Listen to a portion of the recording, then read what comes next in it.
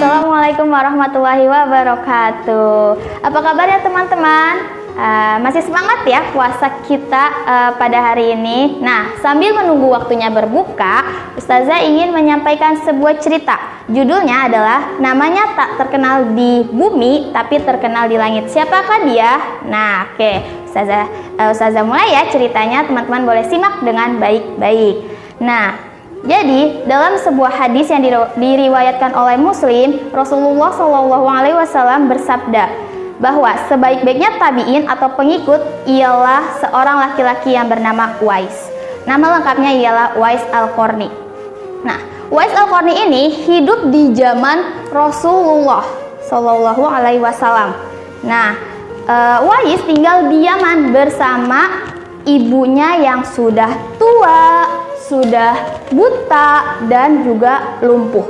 Nah, kemudian Uwais sejak kecil menderita penyakit safak, teman-teman. Safak itu adalah penyakit yang timbul bercak-bercak putih di seluruh tubuhnya. Nah, kemudian Uwais adalah sesosok pemuda yang soleh, yang sangat memuliakan ibunya. Nah, Uwais itu senantiasa merawat dan senantiasa memenuhi setiap permintaan ibunya. Suatu ketika ibunya berkata kepada Uwais, "Wahai anakku, aku sudah sangat tua. Aku rindu ingin melihat Ka'bah. Aku rindu melakukan ibadah haji. Mampukah engkau membawaku ke tanah suci?"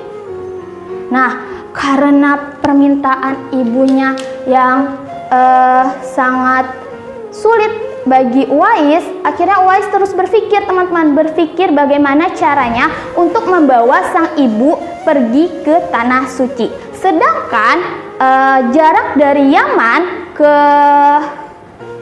Mekah itu perjalanannya sangatlah jauh dan melewati padang tandus yang panas. Biasanya orang-orang yang pergi ke sana dari Yaman ke Mekah menggunakan unta.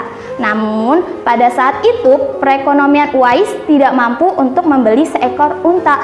Akhirnya Uwais selalu berpikir, teman-teman, berpikir bagaimana caranya agar dia dapat membawa ibunya pergi ke tanah suci. Ya, karena dia sangat memuliakan ibunya, sangat memenuhi permintaan ibunya, dia terus berpikir untuk membawa ibunya ke tanah suci. Akhirnya Uwais membeli anak domba. Anak domba ini dibuatkan kandang di atas bukit, teman-teman. Nah, setiap pagi Uwais datang menaiki bukit untuk membawa dombanya menuruni bukitnya agar mencari makan di bawah bukit. Nah, ketika sore harinya dombanya ini digendong untuk dimasukkan lagi ke kandang. Setiap hari Uwais seperti itu, menaiki dan menuruni bukit sambil menggendong anak dombanya. Orang-orang Yaman menertawakan Uwais, katanya, "Hahaha, lihat itu Uwais seperti orang aneh. Dia ngapain menggendong anak domba, menaiki serta menuruni bukit?" Semuanya orang-orang Yaman pada menganggap bahwa Uwais itu gila atau aneh karena dia kerjaannya menggendong untuk menaiki bukit, kemudian diturunkan lagi, kemudian dinaikin lagi sambil menggendong anak domba tersebut. Nah, ternyata teman-teman 8 bulan berlalu. Nah, akhirnya hal-hal yang telah dilakukan Uwais tersebut terjawab. Uwais melakukan hal tersebut untuk latihan fisik agar otot-ototnya kuat. Kira-kira teman-teman tahu tidak ya, kuat untuk apa? Nah, jadi Uwais latihan fisik itu untuk membawa ibunya pergi haji. Jadi Uwais membawa ibunya pergi ke tanah suci sambil digendong ibunya.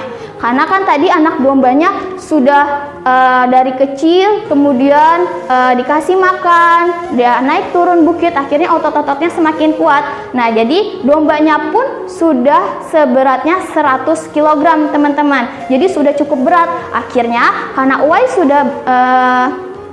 sudah mampu menggendong sang ibu untuk pergi ke tanah suci, dan pada saat itu adalah musim haji, akhirnya Uwais menggendong ibunya untuk pergi ke tanah suci.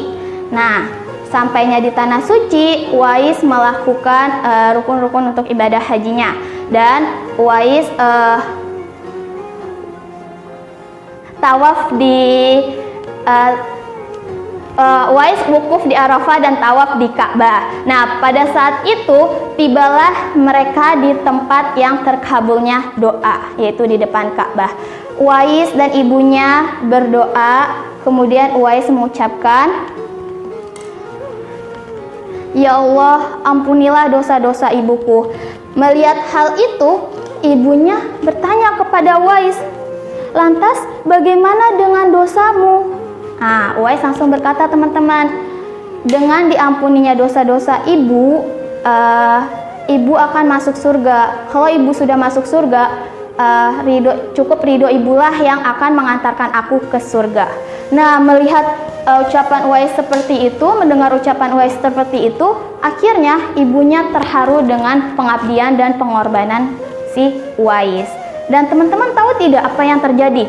Nah, ternyata Uwais yang penyakit safaknya itu tanpa ia minta, akhirnya Allah menghilangkan penyakitnya. Nah, jadi penyakit yang safak yang bercak-bercak putih di seluruh tubuhnya hilang, teman-teman. Padahal Uwais tidak meminta, Uwais hanya meminta supaya dosa-dosa ibunya diampuni. Itulah Uwais akhirnya penyakit safaknya hilang, hanya tersisa satu bercakan putih di telapak tangannya. Jadi Allah menyisakan satu penyakitnya ada di telapak tangannya. Nah, ini sebagai tanda, teman-teman. Tanda apa? Oke, baik. Selanjutnya, setelah perjalanan ibadah haji sudah selesai, Uwais dan ibunya pulang kembali ke Yaman dengan Uwais menggendong sang ibunya kembali. Oke, selanjutnya di suatu ketika Rasulullah bercerita atau bercakap-cakap bersama Umar bin Khattab dan Ali bin Abi Thalib.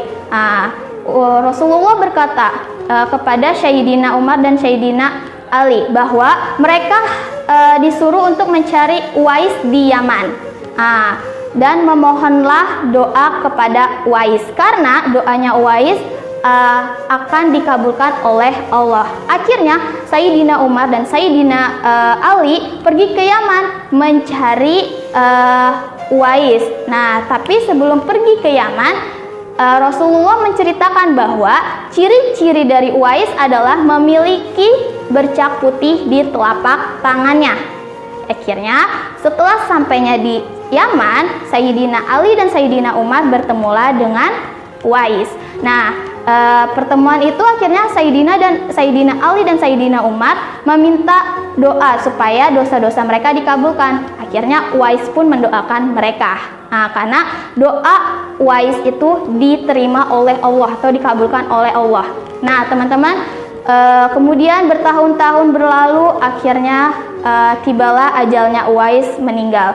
Uwais meninggal, tapi dalam pemakamannya itu sangatlah ramai sampai orang-orang Yaman terheran-heran, siapakah orang-orang yang hadir di pemakaman Uwais tersebut.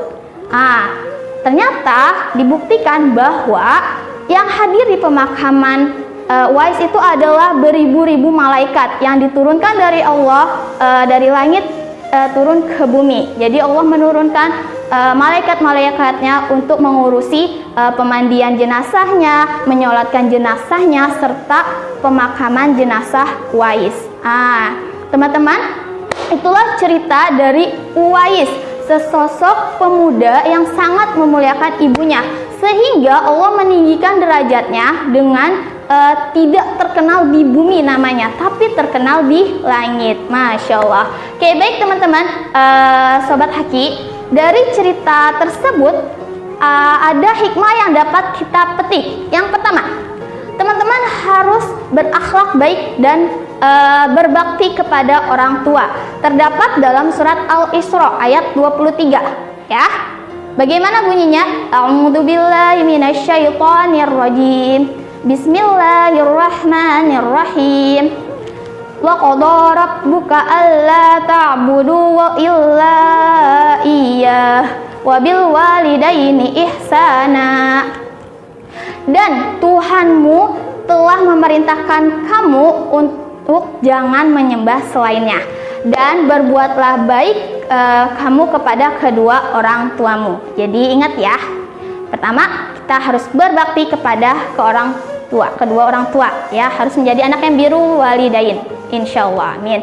Kemudian yang kedua, teman-teman jangan pernah pantang menyerah apapun yang terjadi terhadap kita.